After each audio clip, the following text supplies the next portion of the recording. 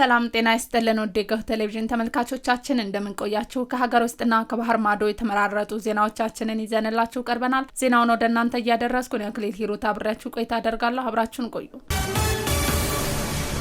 በመጀመሪያም ቀዳሚ ወዳደረግነው ዜና ስናልፍ የምስራቅ አፍሪካ የልማት በይነ መንግስት ኢትዮጵያና ሶማሊያ ያላቸውን የዲፕሎማሲያዊ ግንኙነት ለማጠናከር ያሳዩትን ቁርጠኝነት አደነቀ።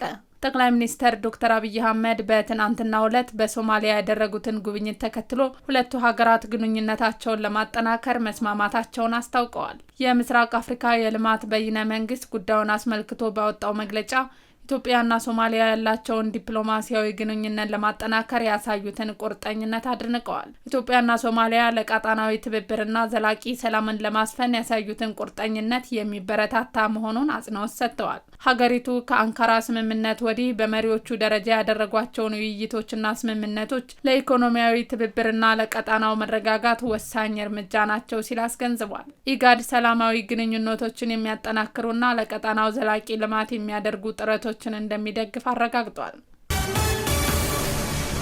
ኢትዮጵያ ለኮሪደር ባለስልጣን መመስረቻ ስምምነት ገቢራዊነት በቁርጠኝነት እንደምትሰራ የትራንስፖርትና ሎጂስቲክ ሚኒስትር ዶክተር አለሙ ስሜ ገለጹ።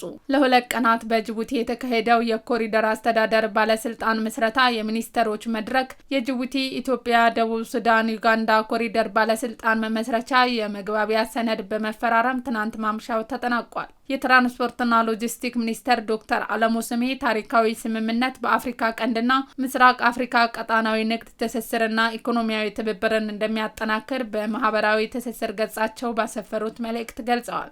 ኢትዮጵያ ለስምምነቱ ትግበራ በቁርጠኝነት እንደምትሰራና በኮሪደሩ አማካኝነት የጋራ ብልጽግናን እውን እንዲሆን የበኩሏን ድርሻ እንደምትወጣም አረጋግጠዋል። በስምምነቱ አማካኝነት ቀልጣፋ የሎጂስቲክ አገልግሎት ትብብር እንዲጠናከርና ለሀገሪቱ መጻኢ ጊዜው ብሩህ እንዲሆን የሚያስችል መንገድ መክፈታቸውን ሚኒስተሩ ገልጸዋል።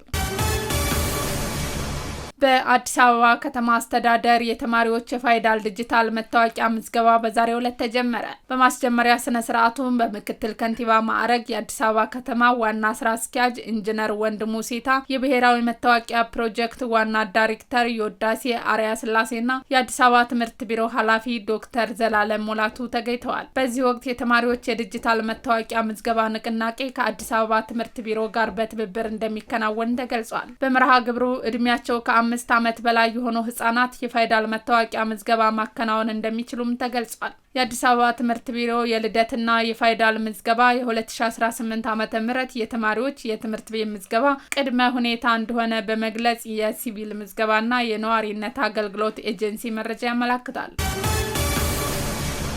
ወደ ዝርዝር ዜናዎቻችን ስናልፍ የኢትዮጵያ አየር መንገድ 2 ሽልማቶችን አሸነፈ። የኢትዮጵያ አየር መንገድ የካራንጎና ሎጂስቲክ አገልግሎት የህክምና ቁሳቁሶችን በማጓጓዝና አጠቃላይ በካርጎ አገልግሎት ዘርፎች 2 ሽልማቶችን አሸንፏል። ቁም ነገር ሽፈራው ተጨማሪ አላት። የኢትዮጵያ አየር መንገድ የአፍሪካ ምርጥ የፋርማ ዕቃ ጭነት አገልግሎት አየር መንገድና የአፍሪካ ምርጥ የዕቃ ጭነት አገልግሎት አየር መንገድ በሚሉ ዘርፎች ነው የአቪዬሽን አቺቭመንት አዋርድ ያሸነፈው። ሽልማቶቹ አየር መንገዱ ለልህቀት ፈጠራና ዓለም አቀፍ ደረጃውን የጠበቀ አገልግሎት ለደንበኞቹ ለማቅረብ ያለውን ቁርጠኝነት የሚያመለክቱ ሲሆን አየር መንገዱ ዓለም አቀፍ የዕቃ ጭነት በረራ አድማሱን እያሰፋ መሄዱን ተከትሎ በዓለም ደረጃ ያለውን ተፎካካሪነት አጠናክሮ ለማስቀጠል እንደሚያስችለውም ተመላክቷል። የኢትዮጵያ አየር መንገድ በማህበራዊ ትስስር ገጹ አሸናፊዎች እንድንሆን ላበቁን የምንጊዜ ማጋሮቻችንና ታታሪ ሰራተኞቻችን ላቅ ያለ ምስጋና እናቀርባለን ብሏል። አየር መንገዱ የኢትዮጵያ የካርጎና ሎጂስቲክ አገልግሎት መዳረሻዎችንና አገልግሎቶችን በማስፋፋት የመሪነት ሚናውን ይበልጥ አጠናክሮ እንደሚቀጥልም አስታውቋል። በማይናማር ታግተው የነበሩ 246 ዜጎችን በቀጣይ ሳምንት ወደ ሀገር ቤት ለመመለስ እየተሰራ መሆኑን የውጭ ጉዳይ ሚኒስቴር አስታወቀ። አቤኔዘር ወርቆ ዝርዝር አለው። በማይናማር ታግተው የነበሩ 246 ዜጎችን በቀጣይ ሳምንት ወደ ሀገር ቤት ለመመለስ እየተሰራ መሆኑን የውጭ ጉዳይ ሚኒስቴር አስታወቀ። የሚኒስቴሩ ቃል አቀባይ አምባሳደር ነቢያት ጌታቸው በሰጡት ሳምንታዊ መግለጫ በዜጋ ተኮር ዲፕሎማሲ በተለያዩ አካባቢዎች በእንግልትና ችግር ውስጥ የሚገኙ ዜጎችን ለመመለስ የሚደረገው ስራ ተጠናክሮ መቀጠሉን ገልጸዋል። በዚህም በማይናማር በከፍተኛ ችግር ውስጥ ያሉ ዜጎችን ለማስወጣት በቶኪዮና በኒው ዴልሂ ባሉ ኤምባሲዎች በኩል ስራዎች እየተሰሩ መሆናቸው መሆናቸውን ተናግረዋል። አሁን ላይ 246 ኢትዮጵያውያን ከማይናማር ወጥተው ወደ ታይላንድ መድረሳቸውን ጠቅሰው እነሱ ለመርዳትና የማጣራት ስራ ለመስራት በነገው ዕለት አንድ ቡድን ወደ ስፍራው እንደሚያቀና አመላክተዋል። በየካቲት 13ና 14 310 ዜጎች ከሊባኖስ መመለስ መቻሉን ያስታወሱት አምባሳደር ነቢያት በመካከለኛው ምስራቅ በችግር ውስጥ ያሉ ዜጎችን ለማስወጣት የሚደረገው ጥረት ቀጣይነት እንዳለውም ጠቁመዋል። በፖለቲካ ዲፕሎማሲ በኩል ጠቅላይ ሚኒስትር ዶክተር አብይ አህመድ በሶማሊያ ያደረጉት የስራ ጉብኝት የሁለቱን ሀገራት ግንኙነት ከማጠናከር አኳያ ትልቅ አስተዋጽኦ እንዳለውም አምባሳደር ነቢያት ጌታቸው በመግለጫቸው አንስተዋል። ሁለቱ ሀገራት ችግሮቻቸውን በጋራ በመፍታት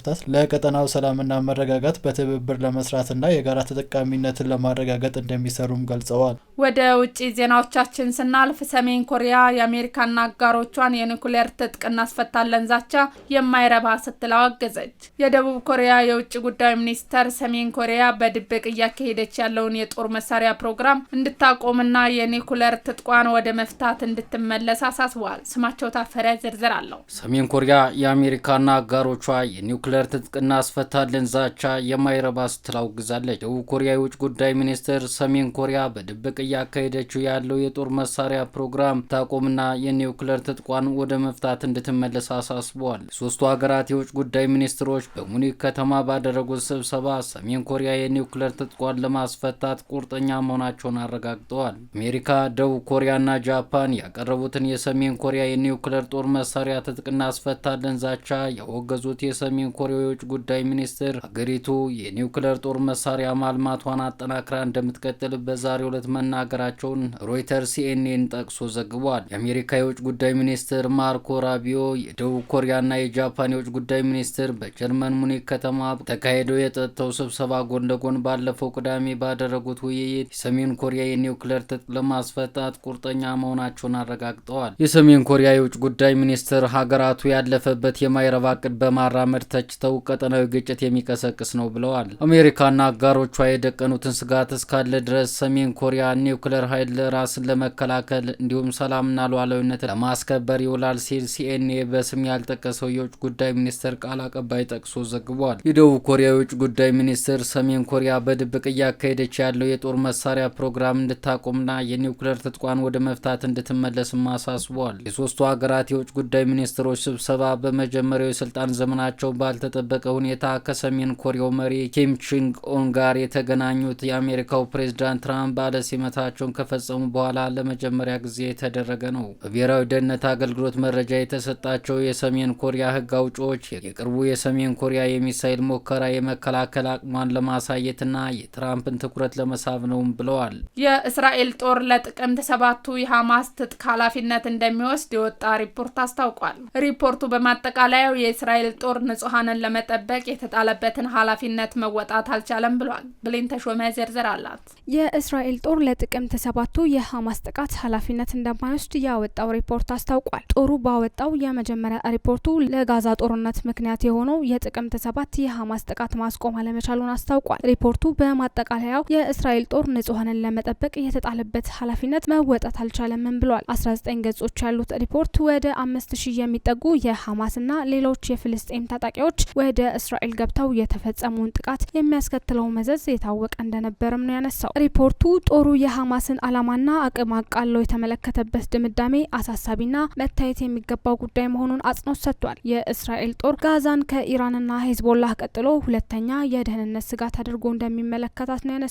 ጋዛን በተመለከተ የሚመለከተው ፖሊሲ በተቃርኖ የተሞላ ነው ብሏል። በጋዛ ጉዳይ የእስራኤል ጦር ነገሮችን ቀድሞ ከመከላከል ይልቅ የግጭት አፈታት ስልት መከተሉን ነው ሪፖርቱ ያነሳው። አያይዞም ጦሩ ሐማስ ለትልቅ ጦርነት ፍላጎት አሊያም ዝግጅት የለውም በሚል ገምቶና የሐማስን ማታለያ መንገድ አምኖ ነበር ሲልም ሪፖርቱ ገልጿል። የሀገሪቱ ጦር የሐማስን ዝግጅትና አቅም በማሳነስ ሊደርስ ይችላል የተባለውን ጥቃት የማይሆንና የማይታሰብ በሚል ይመለከተው እንደነበረም ነው ሪፖርቱ ያመላከተው። ከዚህ ጋር ተያይዞ አሜሪካን ጨምሮ በእስራኤልና ብሪታንያ አሸባሪ ተብሎ የተፈረጀውን የፍልስጤማውያን የነጻነት ድርጅታችን የሚሉት የሐማስን እንቅስቃሴ የረጅም ጊዜ እቅድና ፍላጎት እንጂ አሁናዊ ስጋት እንደማይሆን አስታውሷል።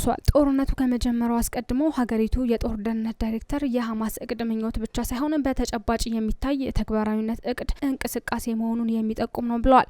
በአጠቃላይ ሐማስን ከአፈጣጠሩ ጀምሮ የሚመለከተውን አስተምሮና ነገሮችን የሚመለከትበት እይታ ለሁኔታ ሁኔታዎች ያለውን እሳቤ የመዘንጋት ብሎም ደህንነት ግምገማና በእውነተኛ የሐማስ አቀራረብ ላይ የበዛ ልዩነት መፍጠሩን ጠቅሷል። በተጨማሪም ስህተት ብንሰራ ምን ይፈጠራል በሚለው ጥያቄ ትልቅ ውይይት አለመደረጉን አንስቷል። መወያየት፣ የደህንነት ቢሮን መገምገምና ማሻሻያ ማድረግ ብሎም መደማመጥና ስህተቶችን አምኖ መቀበል ውድ ተመልካቾቻችን ለዛሬ ያዘጋጀንላችሁ ዜናዎቻችን እነዚህን ይመስሉ ነበር። አብራችሁን ስለነበራችሁ ከልብ እናመሰግናለን። በያላችሁበት ሰላም